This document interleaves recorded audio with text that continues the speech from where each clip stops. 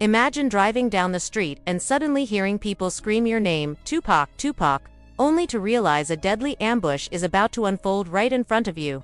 What really happened the night Tupac was shot?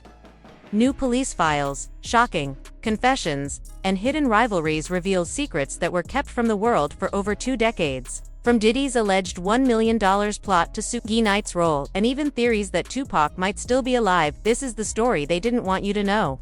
You're driving around when suddenly you hear girls shouting, "Tupac, Tupac." At the stoplight, he's there, hanging out the window. Once he spotted the scene, things escalated quickly. When people ask me which encounter it was when I talked to him about Tupac, honestly, it was both about him and another person. Tupac had me on the flight back to LA, and that moment stuck. I didn't feel comfortable around certain people because of what they had done. Now, there's a new development in Tupac's case that revealed 2 new names connected to the incident. According to police updates, evidence from someone named Keffi D points to exactly who was involved and details the plot. A recent filing with the Las Vegas court revealed a detail that reignited interest in Tupac's early conflicts leading up to his untimely death. On November 18, 1995, Tupac Shakur was photographed with Sarah Chapman, who was widely known as Diddy's baby mama. At the time, this wasn't just a casual meeting, this was a flashpoint in an already tense situation. In previous interviews, Diddy had referred to Sarah as his dream girl, and her public interaction with Tupac ignited serious friction between the 2 men. What might seem like a simple personal matter quickly escalated into something far more dangerous, ultimately leading to the first attempt on Tupac's life. Strikingly, police at the time reportedly swept the incident under the rug, leaving much of the drama hidden from the public eye. The significance of this moment can't be overstated. Tupac wasn't just a rising star in the music world. He was also deeply enmeshed in personal and professional rivalries that carried real-world consequences. Diddy's jealousy over Sarah Chapman, combined with the growing tension in the hip-hop scene between East and West Coast figures, created a volatile environment. Tupac's connection with Sarah didn't occur in isolation. It came at a time when alliances and rivalries in the music industry often spilled over into violence. The result was a chilling precursor to the attacks that would later define the dangerous intersection of fame, ego, and street influence. Reports suggest that the first attempt on Tupac's life was meticulously planned, though it was never widely publicized. Police documents indicate that the incident involved carefully orchestrated surveillance and strategic positioning by individuals who had already begun tracking Tupac's movements. Yet, despite the severity of the situation, the authorities at the time chose not to act decisively. The case remained largely hidden from the public, a secret quietly stored in police files while Tupac continued to rise in fame. For decades, very few people were aware that this early incident set the stage for the more infamous attacks that would follow. To fully understand the gravity of this early encounter, it helps to examine the personalities involved. Tupac was known for his fiery temperament and willingness to confront perceived slights head-on. At the same time, Diddy, then known as Puff Daddy, was a powerful figure in the East Coast hip-hop scene, with both influence and resources at his disposal. Sarah Chapman, caught between 2 prominent figures, unwittingly became a catalyst for one of the first violent incidents targeting Tupac.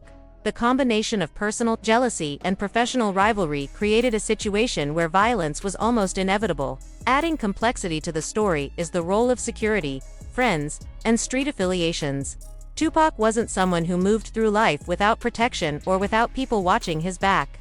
Yet, even with precautions in place, the confrontation over Sarah Chapman proved that certain tensions were beyond the ability of security to control. The planned attempt on his life highlighted the dangerous overlap between personal relationships, fame, and street politics that Tupac navigated every day. It was a stark reminder that, in his world, fame brought as much risk as it did opportunity. What makes this revelation particularly compelling is the context of the police response or lack thereof. Contemporary reports and later interviews suggest that law enforcement chose to quietly sweep the matter aside. Some have speculated that the authorities were overwhelmed, underprepared, or perhaps even unwilling to confront the complicated web of personal, professional, and criminal connections that surrounded Tupac and his associates. Whatever the reason, the effect was clear. A young artist was exposed to real danger, and the warning signs were not fully addressed. The ramifications of this event extended far beyond a single photograph or a fleeting moment of jealousy.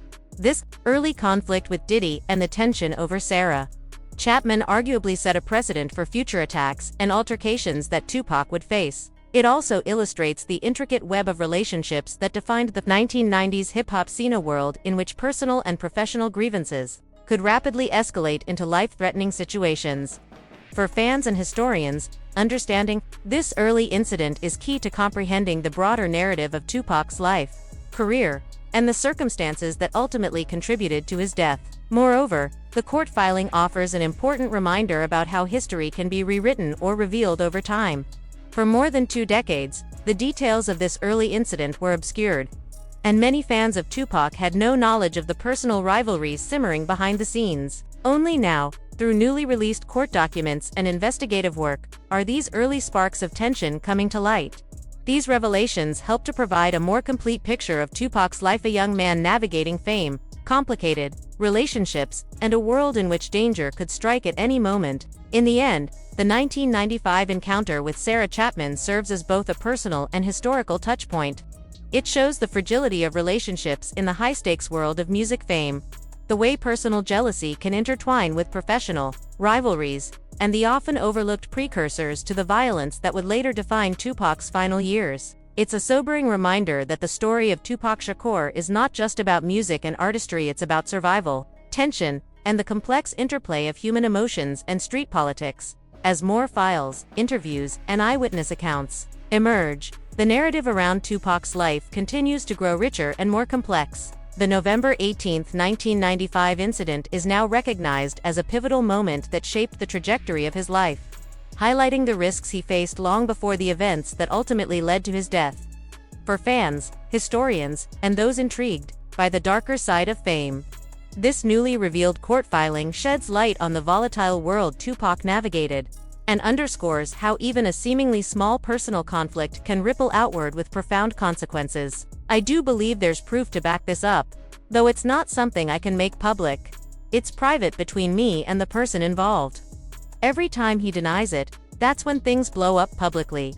When the shooting happened, the situation was far more chaotic than most people realize. Contrary to rumors that I had been shot 5 times, the reality was much different. I was only hit once. Even though it wasn't as severe as some reports suggested, the moment itself was terrifying. The police quickly arrived on the scene, recovered the weapon, and began their investigation. At the time, it seemed like an isolated incident, but in hindsight, it was only the beginning. Tupac would face another, even more dangerous attack a few years later. A reminder of how quickly tension and rivalry could escalate in the world he navigated. The layers of conflict surrounding Tupac weren't limited to street rivalries, they extended deep into the music industry. During the infamous trial of Diddy, a former LAPD officer revealed a shocking allegation. Diddy had paid $1 million to have Tupac dealt with. This claim sent shockwaves through the hip-hop community and cast a dark shadow over the East Coast-West Coast feud that had already been simmering for years. The accusations suggested that music industry rivalries had crossed the line into orchestrated violence, highlighting how fame, power, and personal grudges intertwined in dangerous ways. The plot didn't end there. Suge Knight, Tupac's close associate and head of his record label, allegedly retaliated against Biggie, a key figure in the East Coast hip-hop scene. This tit-for-tat escalation illustrates just how high tensions were during the 1990s. Violence was not random, it was calculated, strategic, and fueled by personal vendettas as well as the broader battles between rival music factions. Central to this web of intrigue was Keffe D, a man reportedly hired by Diddy to carry out the attack on Tupac. Keffe D's involvement remained a mystery for years. He moved through the shadows, evading capture while the case went cold. For 2 decades, he lived freely, the full story of his actions largely unknown to the public. It wasn't until he gave an interview with DJ Vlad that law enforcement finally caught up with him. The interview, intended to provide insight into the events, inadvertently provided the evidence that led to his arrest.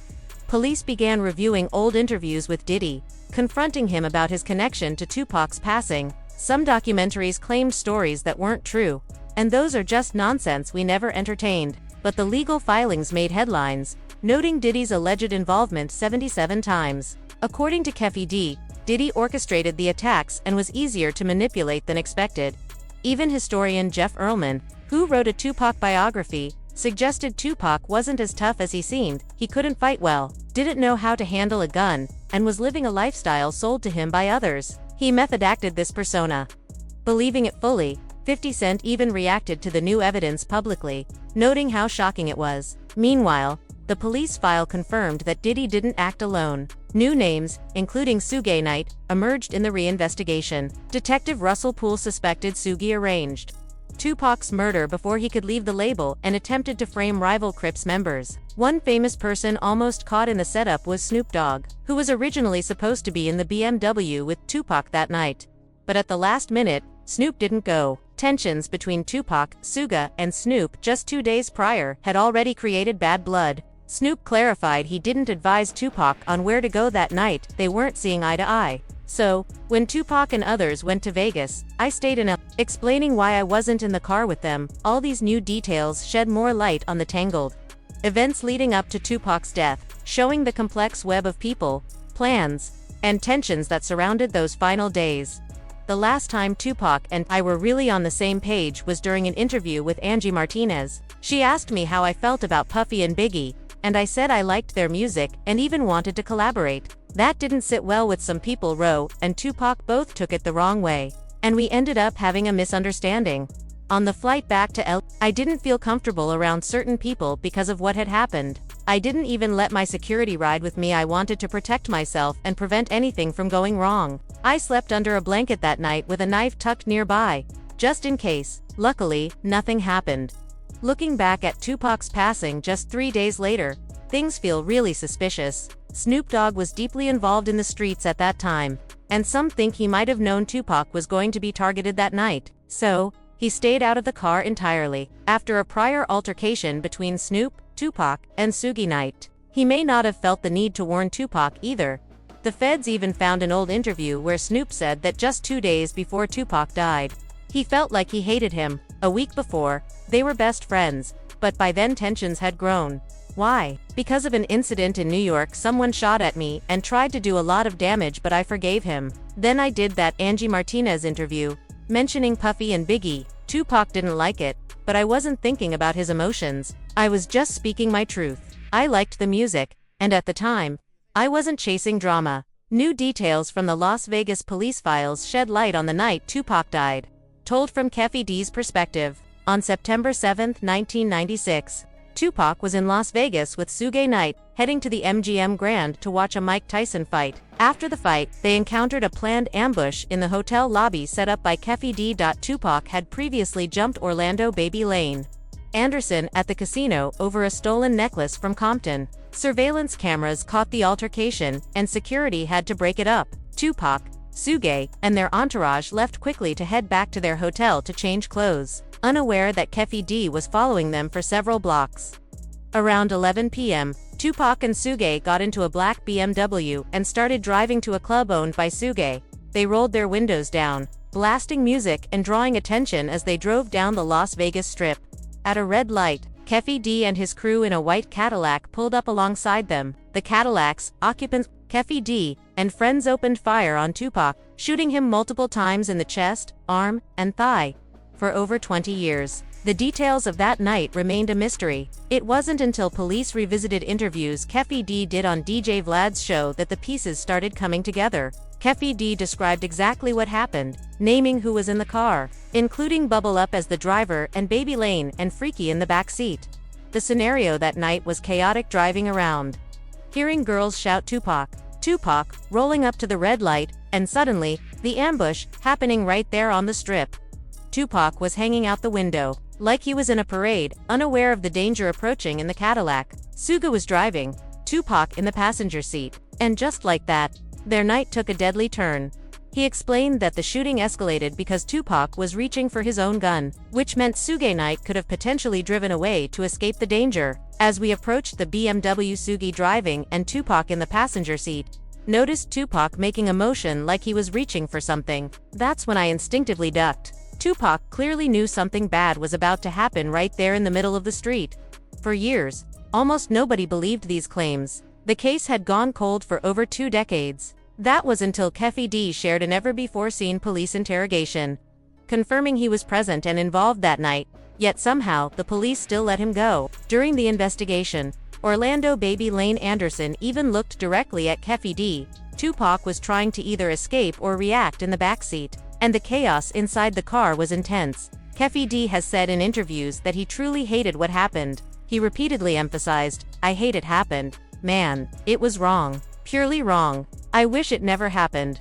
Interestingly, new evidence in the case has also sparked theories that Tupac might still be alive. It sounds wild, but some of the documents are surprisingly convincing. An officer even suggested Tupac might have been an industry plant, placed there to help stop the ongoing feud between the Red and Blue Street teams. I spoke to Tupac's longtime mentor and former business manager, Choki Lumumba, about this. He confirmed that Tupac was indeed playing a role, pretending to be a gangster to appeal to street leaders and promote peace. This was part of a strategy he developed with his stepfather, Mutula Shakur. Tupac was actually an intellectual prodigy using the persona to influence and unite leaders. First in Los Angeles, then across California and the country. Unfortunately, the plan didn't fully work, and his life was cut short. This theory also explains why Snoop Dogg may have avoided Tupac that night in Las Vegas. Snoop, being heavily involved in the streets, could have suspected that Tupac's role as a mediator put him in danger, so it was safer to stay away.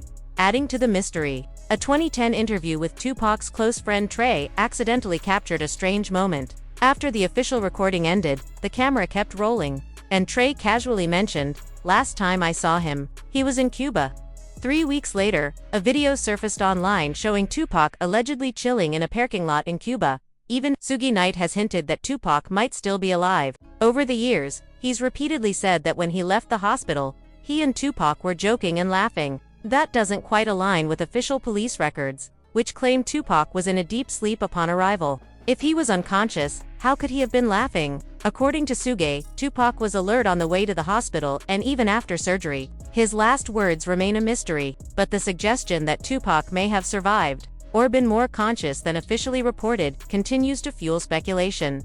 So the question remains, could Tupac still be alive? Nobody knows for sure, but the files, interviews, and eyewitness accounts make it one of the most intriguing mysteries in music history.